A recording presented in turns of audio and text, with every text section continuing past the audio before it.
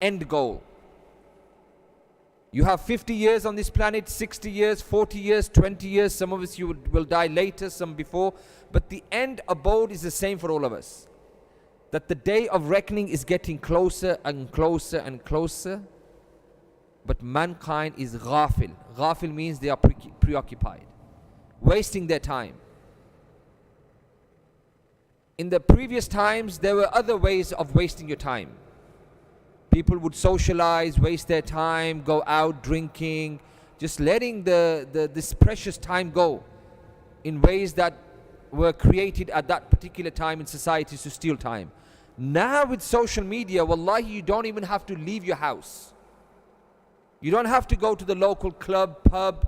You don't have to go to the local place where all the men gather and they talk all day about what took place here, what took place there. You can sit at home and waste your time. The Messenger ﷺ told us again about the importance of time in this beautiful narration. نِعْمَتَانِ مَغْبُونٌ فِيهِمَا كَثِيرٌ مِنَ النَّاسِ. There are two blessings that mankind is heedless of, that he wastes. الصحة والفراغ, your health and your free time. Your health is a blessing from Allah. Allah has gifted you with health. But because we don't take care of our health, when it goes on the down, when it starts going down, then we start saying, yeah, I wish I was fit like I was 5 years ago. I wish I was like this 10 years ago. When I look at my old pictures 20 years ago, whoa, now what have I done to myself? And the other thing, your free time. Everyone has 24 hours in a day. Everyone has 7 days in a week. Everyone has 365 days in the year. But the productivity gurus, or the ones who understand the concept of time, they know what to do with that time. And the vast majority of us are always cursing time. Oh, where's the time gone? The person who is making so many moves in his or her life, they know exactly what to do with time. They have the same 24 hours in the day. They have the same 7 days in a week. But we are allowing this to take control of our lives, and then we curse the time at the end of the year. 2022 is going to finish, and where has the year gone? What have I achieved this year? For many, they have achieved a lot. And if you ask them the secret, they will say, I never spent too much time on this. And for those who don't know where the time has gone, they will admit the fact that this has been the nemesis, the thing that has destroyed their opportunity to do something well in life. So I hope by the end of today, you will leave this gathering having understood how to deal with this social media addiction, this technology, and take the words of Hassan al-Basri into your mind before we go any further. He said, man is of 3 days. That's what man is, 3 days. As for yesterday, whatever you did in the yesterday, you can't do anything to reform or change that. That's gone. In the past, it's gone to the front, to the day of judgment. It will be opened up in front of Allah subhanahu wa ta'ala, and you will be held accountable, and I will be held accountable for everything that happened yesterday, last week, last month. You can't do anything about it. It's gone. As for tomorrow, you are not guaranteed tomorrow. You are not guaranteed tomorrow. Like I was in a talk last week in Bradford, BD5, and there was a janazah that took place before my talk, and I asked the imam what happened, and he said that it was a 22-year-old young guy, and he was with a girl the night before, and they were driving, and they were high on the balloons. The balloons itself needs a dedicated khutbah about this illegal activity that many youngsters are doing just to get a temporary high where the oxygen, they take these balloons which blocks oxygen momentarily, and it gives them a high. They feel this euphoria and they get into a buzz. So if you see many of these little cylinders around, you know your youngsters have been up to no good. And the girl is driving 120 miles an hour. They're on a high. She loses control of the car. She hits a bend, a tree, whatever it is. The car is on fire. The guy next to her, he's burned to death. They can't even show his face at the janazah. And she's in a coma, half burnt. Allahu alam if she has recovered yet, but that was the latest I heard. So the point I want to mention is, nobody is guaranteed the future. They must have thought, okay, let's do what we're going to do today. Let's enjoy today. Let's enjoy next week, next month. When we get older, we can become the best, the Muslims, like people think, become Hajjisa, wear a topi, wear a thobe, and then go for Hajj. And then, but who can guarantee that from amongst us? Who can guarantee that? So the future, he's saying, nobody's guaranteed. As for today, the here and the now, that is what you have, and you must take advantage of it. This time, this very second here, that Allah has blessed you to be here, the oxygen that you're breathing, the senses Allah has given you, the sight, the hearing, you are here now. Take advantage of this, the today. And that's a key message that you need to take from this talk, that time is precious. It's a precious commodity that we must take advantage of. Do not be like the vast majority of people who are thinking, yes, no, I'll be the best person tomorrow. Tomorrow comes, no, I'll be the best person next week, next month, next year. Take advantage of today. So what is social media? Let us break this talk down into a few segments. The segment I want to talk about now is the neuroscience, what this beast is about. Then we'll talk a bit about the societal issues that this beast brings, and then we'll talk about how we should be acting on social media if you choose to still go on social media. And then lastly, I will give you some of the tips if you want to come off social media slowly. If you're thinking, okay, it's fine, but I don't mind being on it for half an hour a day, which is good, I want to wean myself off it, I'll tell you exactly how to do this, inshallah. So the first thing is, what is this beast that we know as social media? How have they designed this social media? It's all really wallahi quite simple. It's all to do with how the social scientists have understood what makes us, or how the human being is addicted to certain things because of the way we work on repetitive behaviors, our habits, and they have just locked into these habits and looked at the way the neurochemistry works. What makes you tick, the reward system. So social media basically is a way of trapping you in by giving you notifications, giving you the opportunity and the ability to get more praise in a minute from people you don't even know. Even if they're your family and friends, you get more praise in a minute, which stimulates your plasticity, the side of your brain which is linked to feeling good, and the dopamine. You get more of that in a minute than you would get in a whole year working in an organization, and you're working well and your boss doesn't really appreciate your work, but then at the end of the year he says, MashaAllah Waseem, you have done really well. That praise you get after a year, you get it artificially every day through a like, a comment, a share. You are getting that pump of dopamine, so you are elated every time. You're looking for that opportunity. Say, Brother Waseem, what a great picture you have here. What a great post. What a great this, what a great that. So you're looking at any opportunity that is presented to you to get that instant validation, that gratification, and that's exactly how they have tapped into you and your time. That's how they use social media. Wallahi, I was on a radio station a few years ago, and an imam rang in. When I spoke about this, I said, let's take some calls now. And wallahi, an imam called. He was from the Somali community. May Allah bless him, may Allah reward him. He was very, very frank. And he said, what this speaker is saying, I can relate to this. Because you see, I never used to use social media.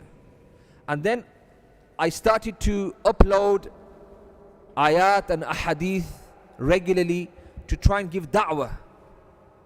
And people would respond by saying, MashaAllah Sheikh, Jazakallah khair Sheikh for the reminder. And I would feel that little dopamine hit. I'd feel good. I'm interacting now with people. And he would say that I would be looking forward to checking my phone every minute and every hour now to see how much interaction I was getting. Every time I wanted to do wudu, before wudu I would check my phone. After I perform wudu, I would check my phone.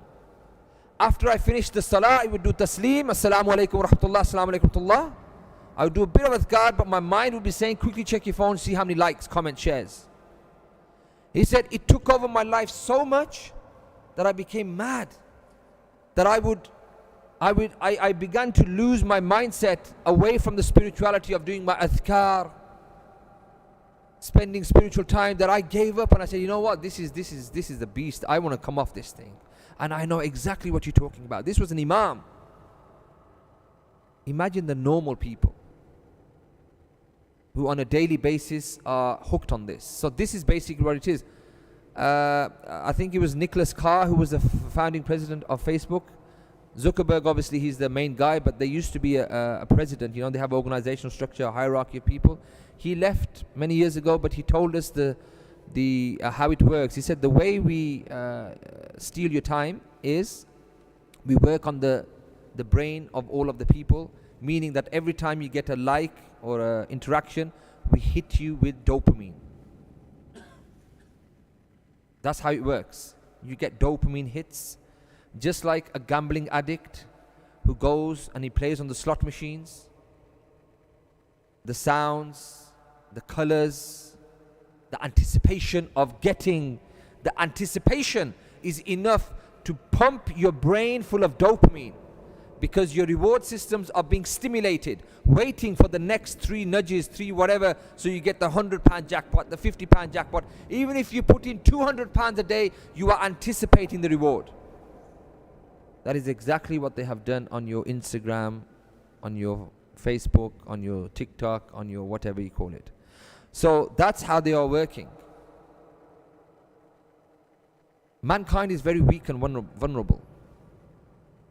And we will go for the instant gratification as opposed to deferred gratification, as was highlighted in the marshmallow theory, which was the Stanford marshmallow theory, which was done in the 60s, I believe, by Mr. Mitchell, who was a researcher who wanted to see whether deferred gratification or instant gratification was something that children at a young age could have control over. Meaning that if you were to give a child some sweets now and say, if you can just hold on to a few minutes and don't eat these sweets, be patient and control your desires, then you will get more sweets in 5 minutes. Instant gratification, meaning you want them now, or deferred gratification, meaning control yourself. I'll give you another box, but don't touch them now. He wanted to see how these choices would affect the youngsters, and he followed these youngsters for 20 years as well. It's an interesting theory, social experiment.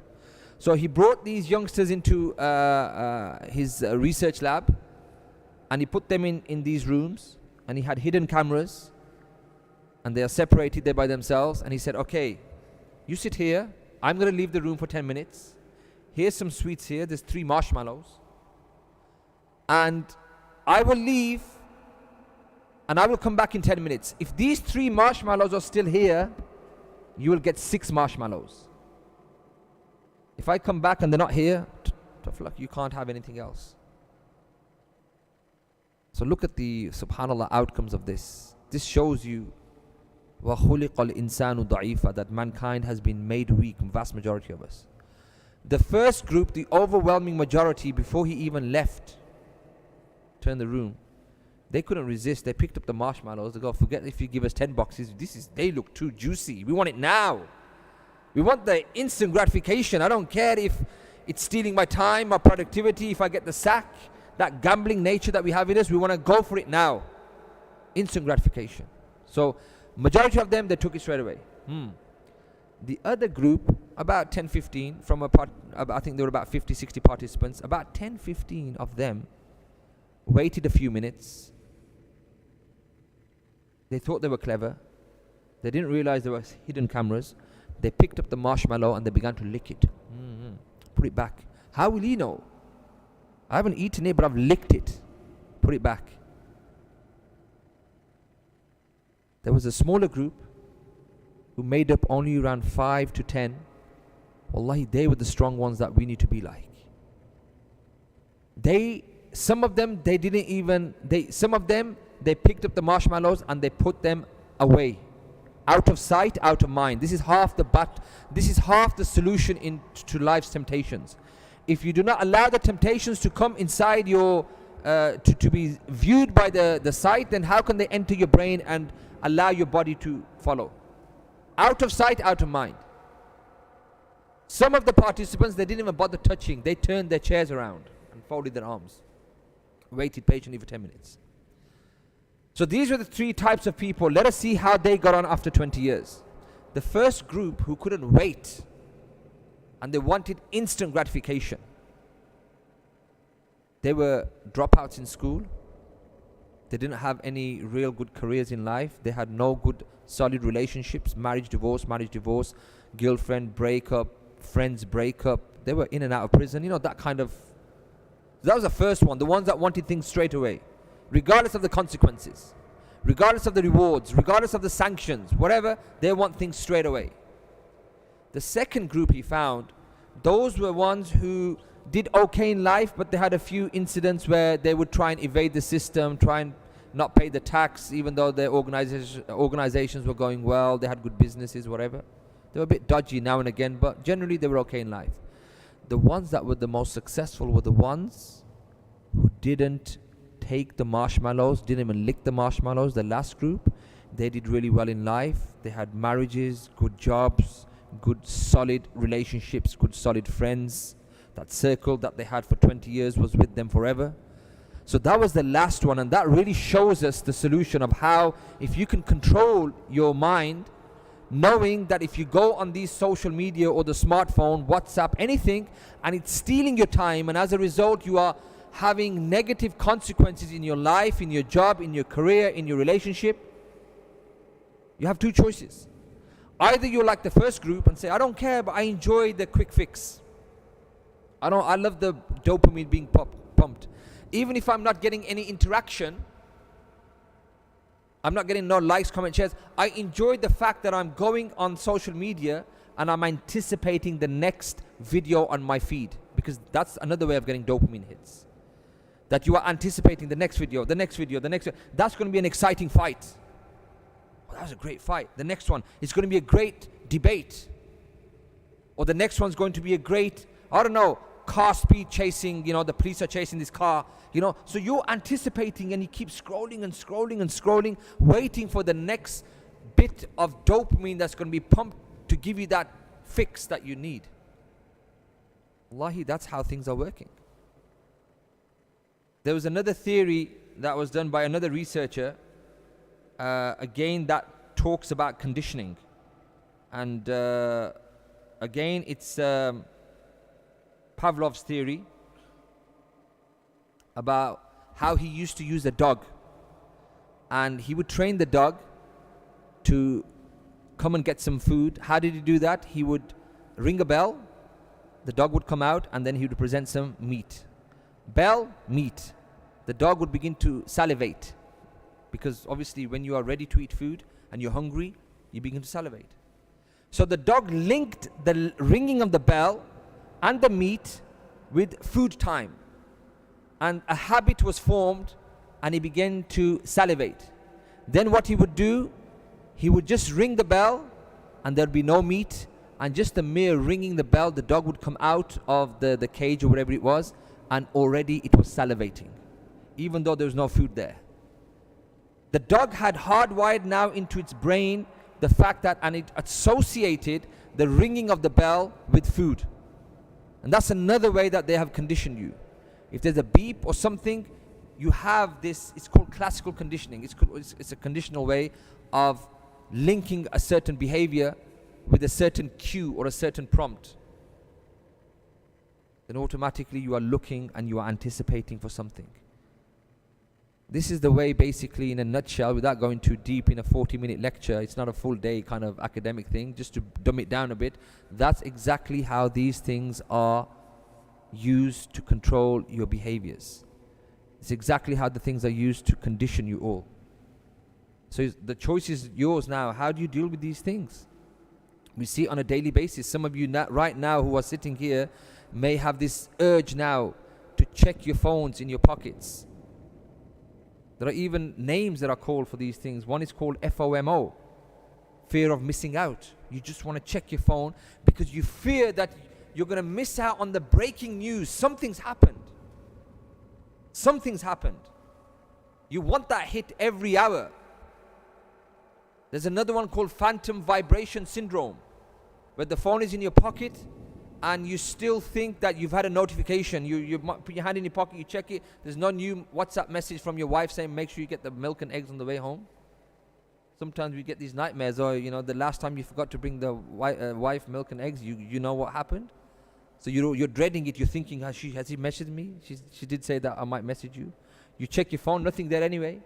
5 minutes later, you check it again. Have I got a message from my friend? You keep checking your phone. And because you keep checking your phone, even though there's no need to check your phone, you are coming out of a zone. You were in a zone previously. You were in a zone, you were listening to me. And you were focused. And then you diverted your attention by going into your pocket, you picked out your phone, and according to the social scientists, it takes about 10 to 12 minutes to recalibrate your brain to where you were previously. So if you're reading a book, you were immersed in an email, you were in the zone, and then you hijacked your productivity yourself by going in and checking your phone. Wallahi, it would take you 10 to 12 minutes to come back and compose yourself. So how many times do you think we are doing this on a daily basis, that we are sabotaging and hijacking our own productivity? Many of you here could be some of the best assets to the whole of Halifax with the skills that Allah has blessed you with.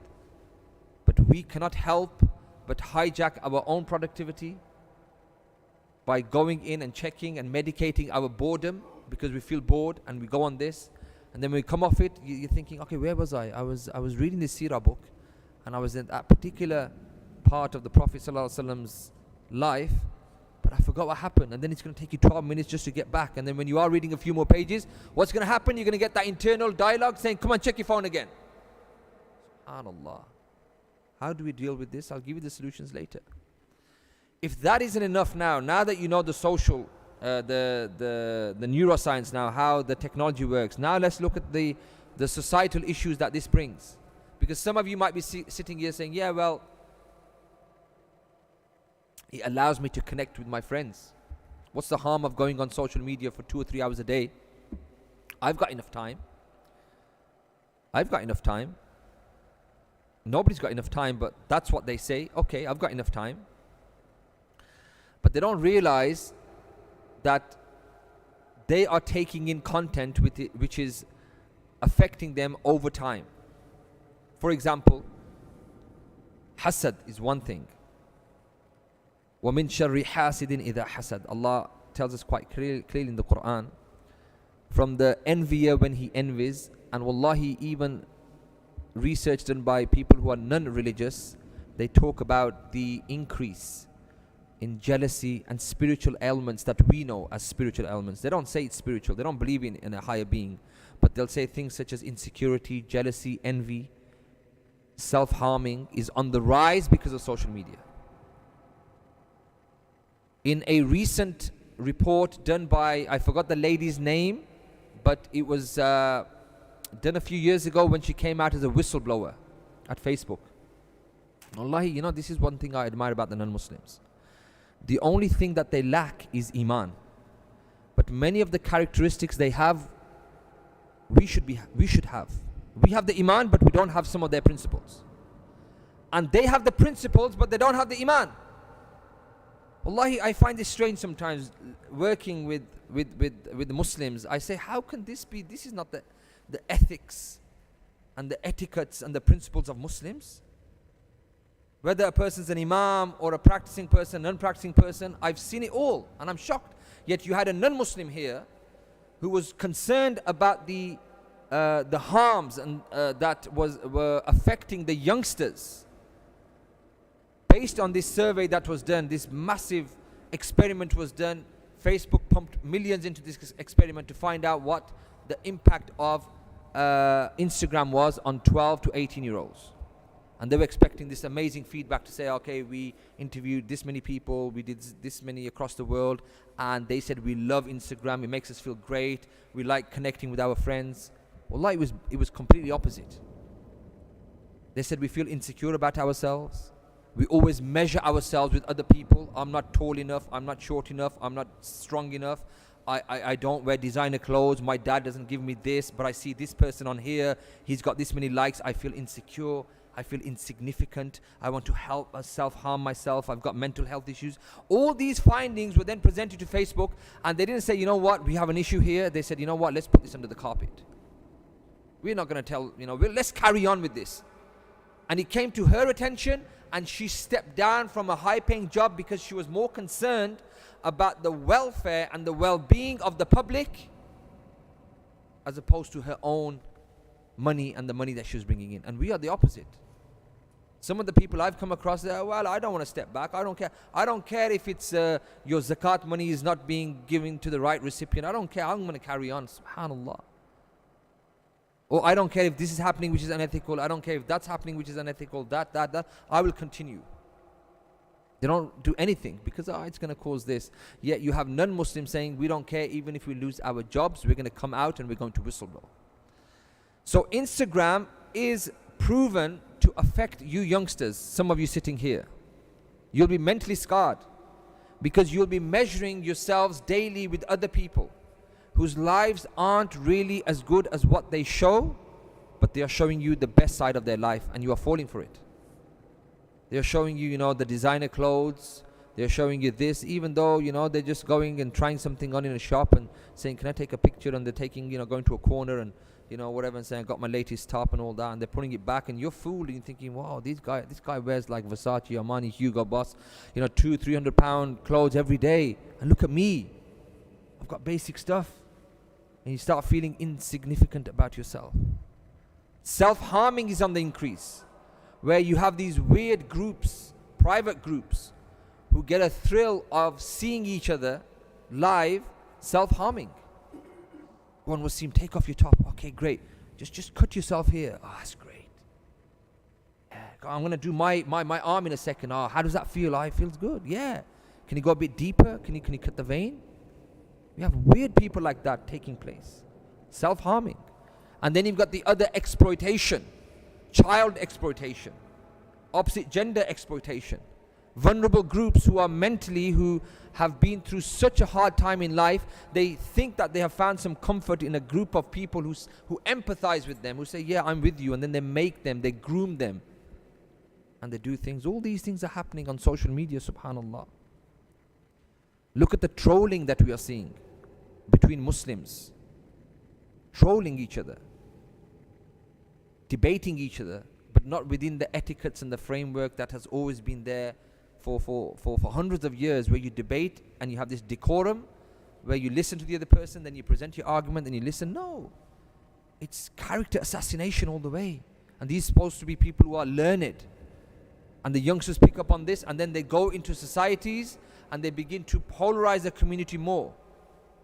I am on the right way, he's on the wrong way, my viewpoint is the right viewpoint, this and that.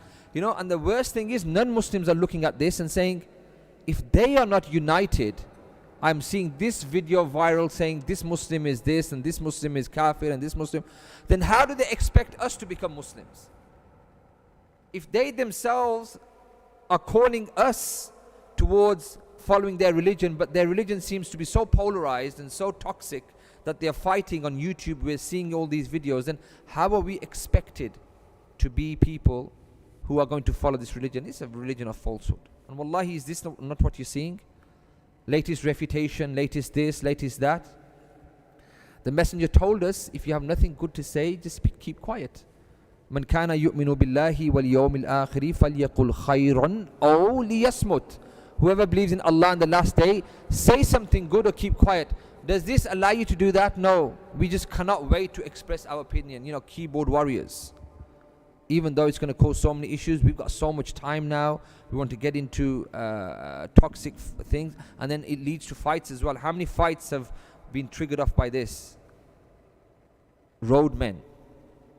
postcode fights. Yo, bro, don't come into my BD3.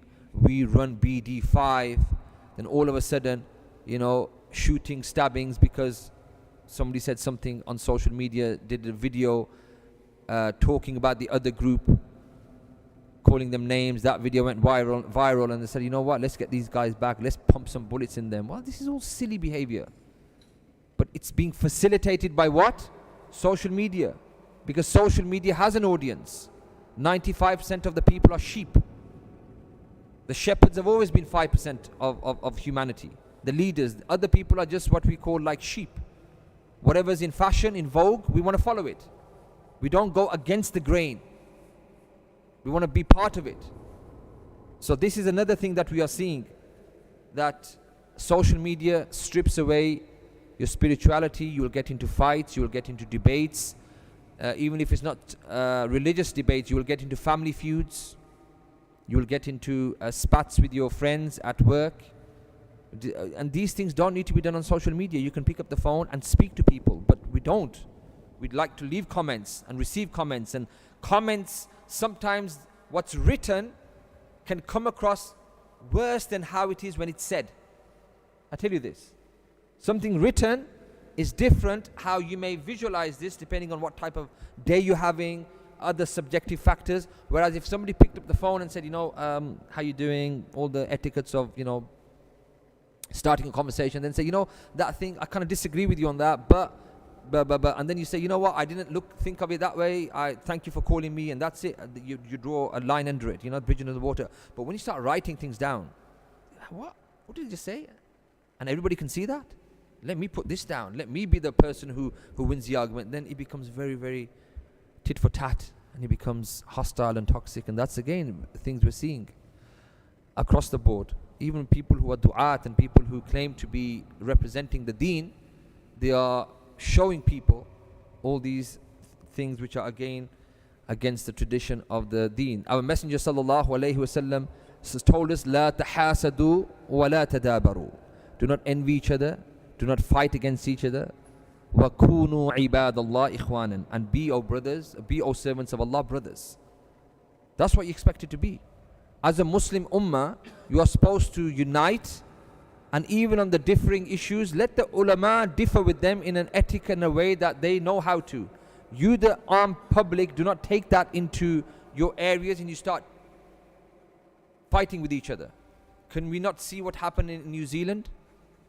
Christchurch, when we have other issues, we have Islamophobia, we have an agenda where the far right is growing, we have people who want to strip away all forms of religiosity in this country, whether you're a Christian, you're practicing, whether they want to separate state from religion, and we are bickering against each other. How we need to stand together and form an alliance, so we do not allow these things to happen. Because when that guy came in and he shot 50 people, he didn't ask first, where do you put your hands when you pray? Oh, you put them here, I'll leave you, I'll shoot this one. Or if you say Ameen loudly, I'll let you off. Or do you wear a hijab, you don't wear a hijab? To them, all Muslims are scum. And we are so divided that we cannot see the enemy or what's happening to us. We may even be, in this country, our next generation will be finished, but we are using social media to divide ourselves. So we really need to understand the nature of this beast. The Messenger sallallahu alaihi wasallam also said, "Min husni islami mar'i tarquhu ma la ya'nihi." From the goodness of your deen is to let go of that which does not concern you. Tarquhu ma la ya'nihi. Leave it. It does not concern you. You're going on here, you're seeing something. It's not your husband, not your wife, not your brother, sister. Why are you getting involved and commenting? The Prophet is saying, from the goodness of your religion is to leave it. What business of it is it of ours? And that's a vast majority of stuff on social media. Wallahi, it's nothing to do with us. But we want to get involved. The pull, the entertainment, the excitement, the dopamine, the feeling of, yeah, bro, what you said was great. What's the use? What's the point? So, some solutions about spreading love, how we do that as Muslims, if you want to go on social media, and then I'll give you some of the laws of behavior change. If you want to change your behavior, if you want to see How do I break free from the habits that I'm forming? I'll give you some of the behavior changes, inshallah. Take some questions later on after that are linked to social media, today's talk. Inshallah, we can go. Even the fact, before I go on to using, if you want to use social media for the good things, look at even our attention levels. 10, 15 years ago, when we used to sit in talks before the advent of social media, wallahi, we could sit in a talk and the talks were about 1 hour, 1.5 hours each, and we would not even move, because for us that was because our attention levels, the bandwidth, the mental bandwidth was such that we could take in and sit and listen. Now, because we are consuming 2-minute TikTok videos and waiting for the next one, and soundbite videos for 30 seconds, we cannot even listen to a lecture for more than 30 minutes or half an hour because it's too long, it's too boring, because the brain is used to registering and processing small feel-good information. And you say, okay, next one, next video, next video, next video. Imagine telling a person whose brain is working like that to sit for half an hour. He'll be like, I want to go on next one, I can't do it. So that is something, again, we have to deal with. So how do you spread the good stuff? SubhanAllah. The other side of toxicity and differing is to agree and unite and be good Muslims, The Messenger sallallahu alaihi wasallam, one of the key messages that he gave when he came from Mecca to Medina to establish this blueprint of a society that would be the ideal community, was by giving this advice that Abdullah bin Salam mentions. This hadith is collected by Imam Tirmidhi, where Abdullah bin Salam, he is a non-Muslim, and he comes out with the people because he has heard a lot about this man called Muhammad sallallahu alaihi wasallam, and him being a Jew at that time. He said, I wanted to see if this guy is really a prophet. And he says, so I came out and people saying, oh, Muhammad sallallahu alaihi wasallam is coming, oh, we're so happy. And he said, when the prophet came close, he said, عرفت أن وجهه ليس بوجه كذاب, that I saw by his face that wallahi this man was not a liar. For the person who's balanced, who has no agenda, just by seeing a person who's munawwar, from the munawwareen, who has radiance and who is like, this man cannot be a liar. There's no digital deception in this person. This man, he seems, I can tell that this man is a man of God. And then he says, وَكَانَ أَوَّلُ شَيْءٍ تَكَلَّمَ بِهِ أَنْ قَالَ, that the first thing that he said wasn't, when you go in, make sure you do this and you smash this and you break this and no. He said what? Ya ayyuhan nas, afshu salam, ba'utum at-ta'am, wa sallu wa nasu niyam, wa tadkhulun al-jannah bis-salam. O people, afshu salam, give salams to each other. He's going into a community that is going to have Muslims, Majusa fire worshippers, non-Muslims, Jews, different community, and yet he's telling the Muslim people, Ya ayyuhan nas, afshu salam, spread salams to each other. Give food to each other. Wasallu wa nasu niyam, and in the middle of the night when people are sleeping, get up and remember your Lord. وَتَدْخُلُونَ الْجَنَّةَ بِالسَّلَامِ. If you do this, you will enter Jannah through peace, through salam. He began by salam, that conversation, dialogue, and he finished with salam. That is the prophetic message. Are we spreading that message on social media?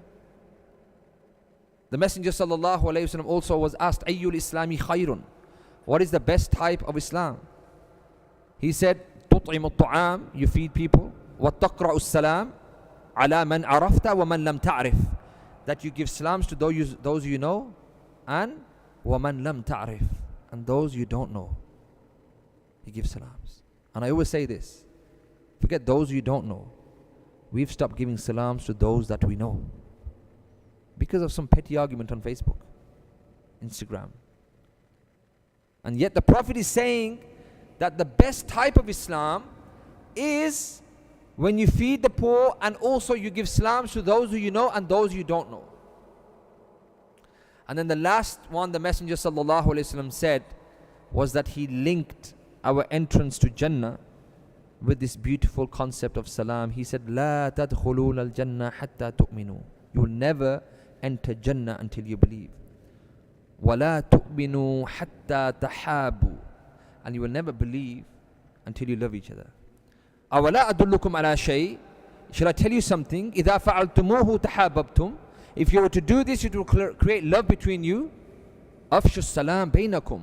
Spread salams between yourselves and you will enter Jannah. You will create the love. So look at the link of this hadith. The Prophet said, you will never enter Jannah until you believe.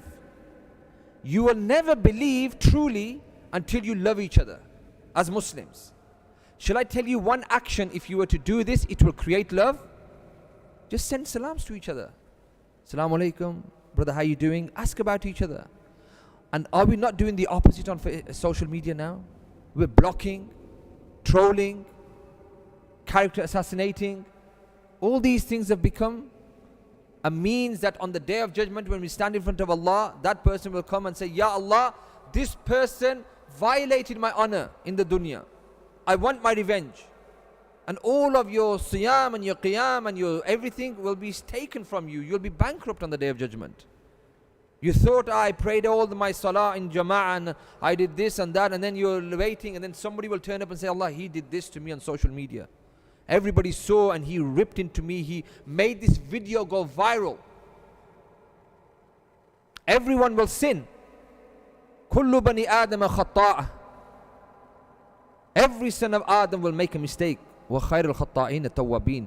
But that person who turns back to Allah is the best person, who will say, Ya Allah, I ask you for forgiveness. So you came across a video of a person who sinned and you sent it viral, not knowing that this person was up in the middle of the night in prostration to Allah, saying, Ya Allah, forgive me. Allah forgave him. But you were sending this video everywhere, thinking, I've exposed this person. Then on the day of judgment, you will be exposed by Allah subhanahu wa ta'ala. So this is what's taking place, subhanallah, and this is what we need to understand. So what are the solutions now from becoming a person who's very unproductive? How do you now understand this link between habits, habit formation? How do you get rid of the time on social media? So from research, there are four types or four laws of behavior change. One is Q, which means that something comes to your attention that makes you want that thing. Something, if that thing wasn't there, that thought would not come into your head. There's no cue. So there will always be a cue for a habit. You cannot mysteriously think about something. There needs to be a trigger point. That's called a cue. That creates a second behavioral concept as part of the law change, which is called craving. The cue will then create the craving. That's when you want something. And I'll give you a few examples in a second. Let me just run through the four. The first is the cue, second is the craving, and then the third is the response. The body will want something. It's like a drug addict. You will want to follow through on that. And the fourth is the body is then rewarded. Your body will not resist until you get that thing that began with the cue. It led to a craving, it led to a response, and then the body is anticipating the reward. That basically is the tartib, the way it works. For example, the cue is you don't put your phone on silent, so the phone buzzes with a new message. That's the cue. If the phone didn't buzz, or if you didn't have it on silent, there would be no cue. So because the phone buzzes, that's a cue. And the craving is the thing happening in your body now. You want to learn the contents of that message. Come hell or high water, your body is saying, open it. That's the craving you're getting now, right? And the response is, you pick up your phone and you read the text. That's the response now. And the reward is what? You satisfy your craving to read the message. That's now you feel fulfilled. Even if there was a load bogus, it was nothing bogus. It was not even a proper message. It was just something. But you've now, that's the habit loop. That's how we fall into this habit. So grabbing your phone becomes associated with your phone buzzing. So now you form this habit that grabbing your phone is now associated with your phone buzzing. This is the cue. And next one I'll give you some examples here. Second one, the cue is you wake up in the morning. Of course, we all wake up. We have to wake up. Unless, you die, then you don't wake up. You wake up in the morning, and the craving that you get is you want to feel alert. You feel a bit drowsy. So you've woken up, and there's a craving. Now you feel, you feel a bit drowsy. You want to feel alert. What's the response? You want to drink coffee. MashaAllah, well done. So how do you reward yourself? You satisfy your craving to feel alert by drinking coffee. And now that's programmed a habit into your brain, and that is that drinking coffee becomes associated with your cue in the morning. Yeah, your thirst, or you wanted to get up in the morning. Another one, for example, answering emails. You are answering emails. You're working now. Okay? So you're working. Again, it doesn't necessarily mean you're doing a bad thing. You could be in your office working. So the cue is you're working. You're in that particular zone. And then all of a sudden, the craving is you begin to feel stressed and overwhelmed with what's happening. Something happens. You're like going, I'm feeling like, So you want to feel in control. So what happens? You either bite your nails. That's what people do. That's the response to try and get your mind away from it. Or you start surfing the web. Because you don't want to... This email is becoming too exhaustive for you mentally. So you either bite your nails, you start saying, what, let me open another tab, let me just go onto Amazon, surf YouTube, and then I when I come back in 10 minutes, I'll be fresh. That's what the body says, but it never really happens. And the reward is you satisfy your craving to reduce stress by biting your nails, surfing the web, and all these things become associated with your craving and your cue. So that's basically how things work. You have 4 things: cue, craving, response, and So how do you create a good habit then, and how do you get rid of a bad habit? That's basically what I'm going to leave you with. This is your homework. That's what you do. Okay? So if you want to come up with a good habit, you want to utilize your time in a productive manner.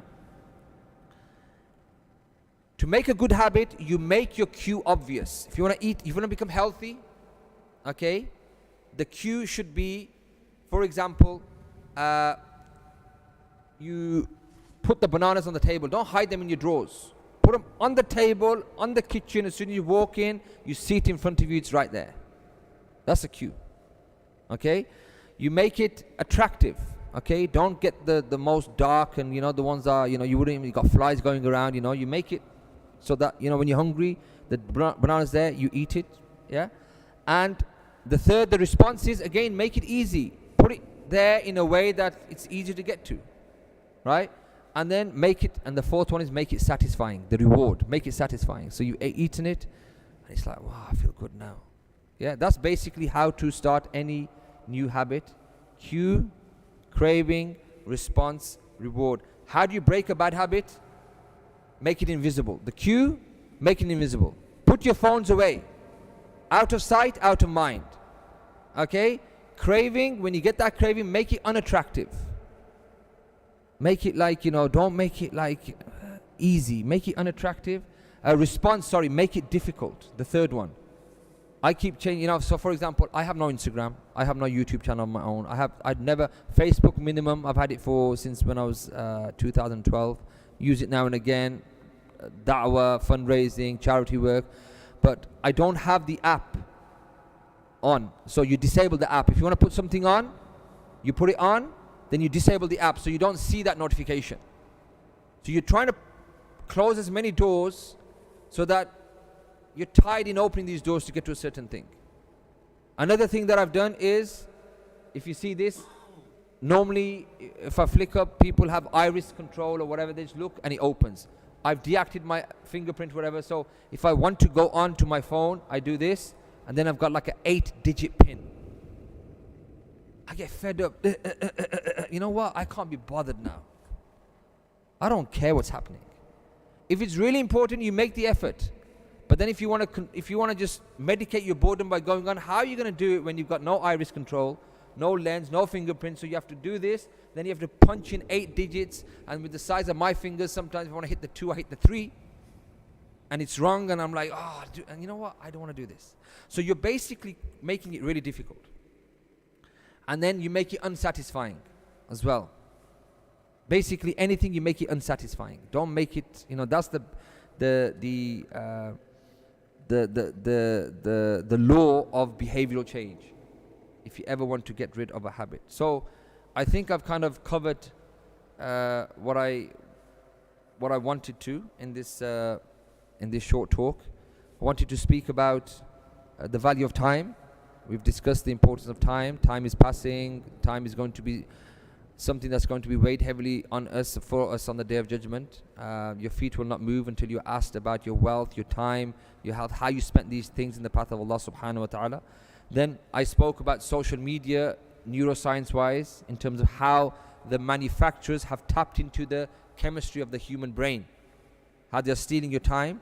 And then I spoke about the societal issues, about how it can be negative, about how we can fight each other and use it in a negative manner, and then how we should be using it in the positive manner, and then how to change any habits that we have.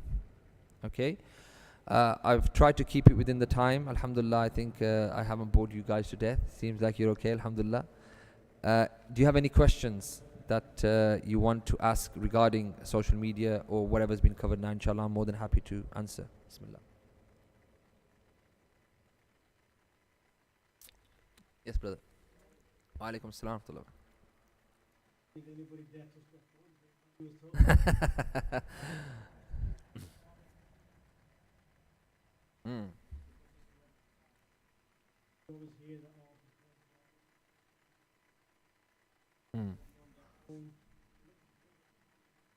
Yes. Many parents were told 4 or 5 years ago, like many people, I think imams were seriously out of touch of real life issues. They said, don't even dare give your 18-year-old a phone. It doesn't work in the real world. Okay, you have to 12, 13, especially if you're concerned about their safety, if they're catching a few buses to go to school, you need some form of communication so that if they are stuck, something's happened, dad pick me up, mum pick me up. So this is you have to give a phone when you need to give a phone, based on everyone's circumstances are different. Okay, but if the age is 13, 14, for example, it's up to the parent to ensure that they almost indirectly police the amount of time that the child is spending on the phone.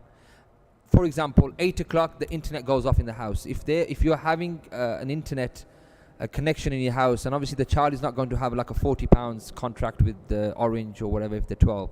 You are the one who's in control of the house. The children are living with you. You are not living with your children who are older and whatever. So you are controlling the internet in your house. So you're controlling, okay, 8 o'clock, internet's off. Okay, no broadband, so they cannot access any internet. Okay, you're also controlling certain apps, so there's privacy settings, so they don't expose themselves to certain things which are detrimental to their spiritual well-being, etc. Okay, you have parental control, you have passwords, etc. And I think that's the only two ways. And third, you give your children time.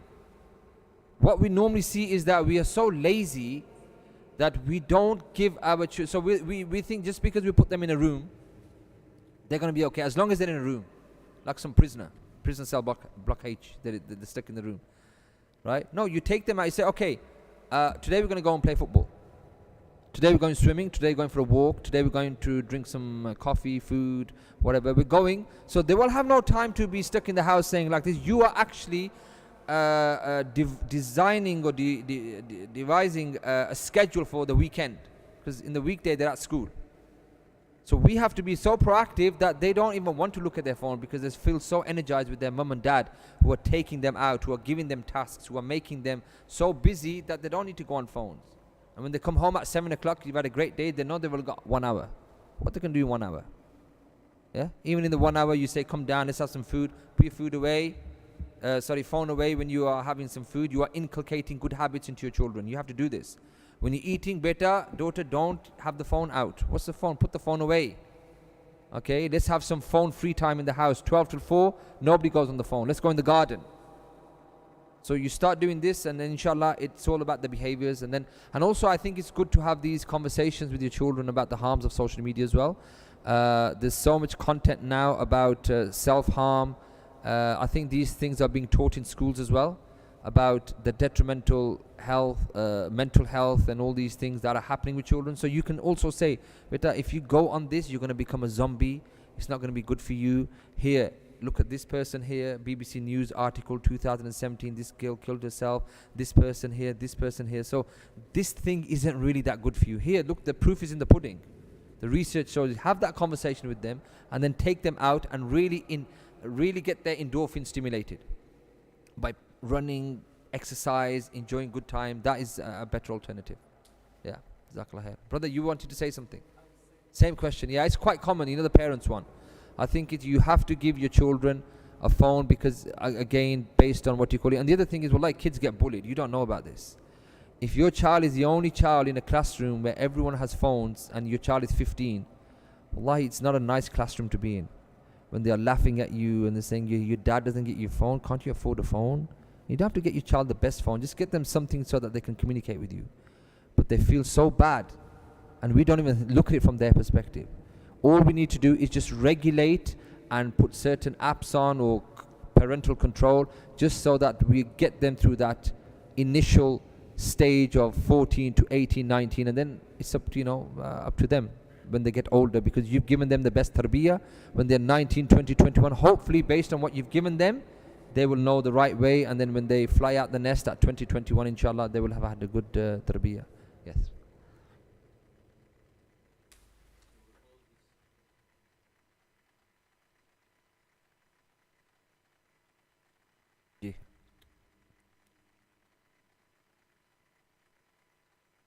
Okay, I will. Yeah.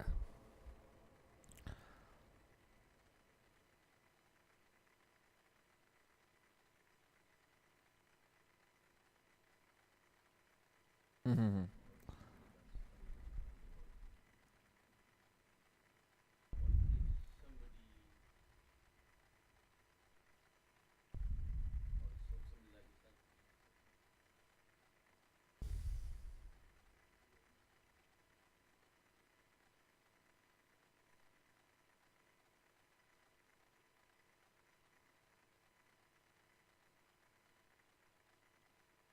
Mm-hmm.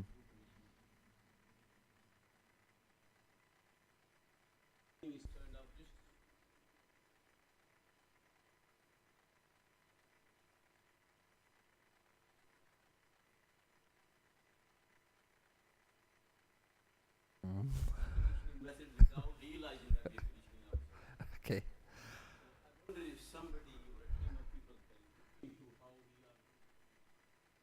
I mean, the best. Exactly. I think the answer for that one is just put the heating on a timer. 5 minutes automatically. And then they'll go.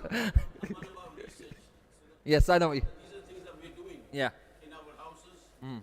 Our concern is for the Muslims that we are conditioning ourselves. Budgets are empty. What are the conditionings that we're doing ourselves? Exactly. Yeah. Yeah. Yeah. Yeah. As long as the masjid is a community center, it always has been a community center where you come and you come together and you have activities and events and things which are which increase your spirituality, okay, and bring you closer to Allah subhanahu wa ta'ala. And generally a lot of masajid, they do that. They have great events and youth club and stuff like that, and as long as everything is within the parameters of Islam, within all the guidelines and principles, and I can't see any reason why people would go outside and say let's speak in the car. I think normally everything is fine. I mean, I never see that in any of the masjid. Yeah.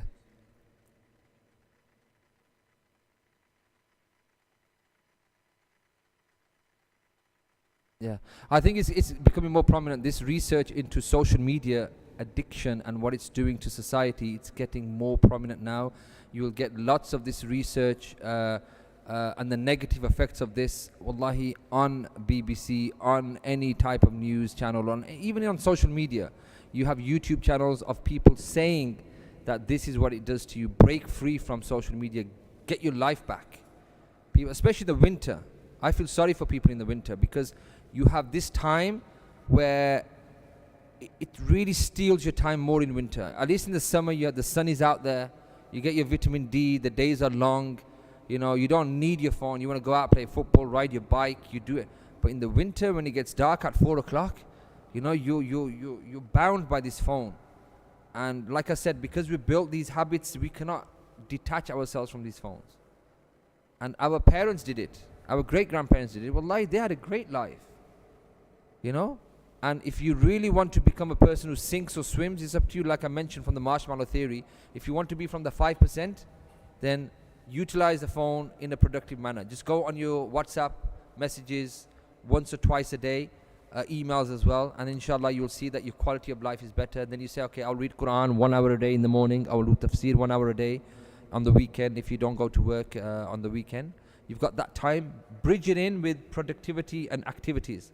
So that, you know, a person who's idle, shaitan will come and say, okay, go on, you've got time, put your feet up and go on. Yes, sir.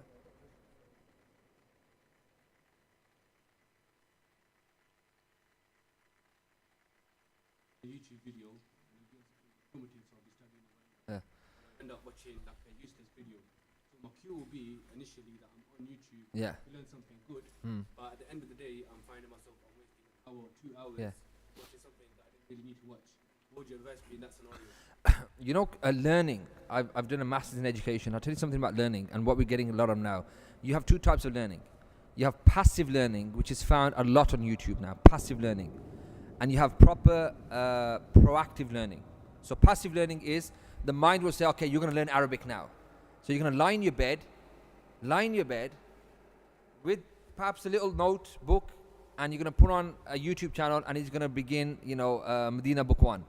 And you think you are learning because you watched for 30 minutes and you might take a few notes down.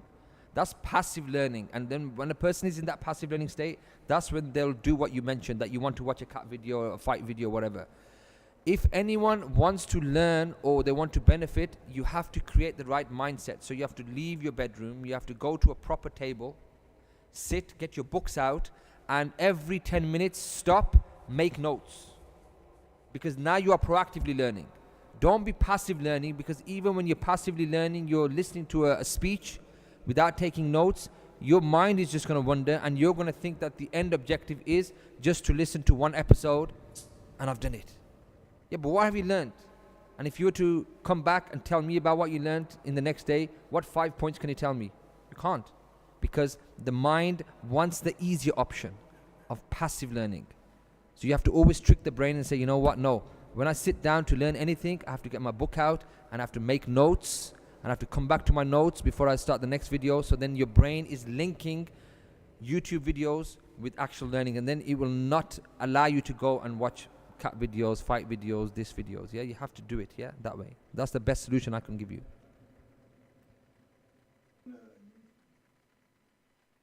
Yeah.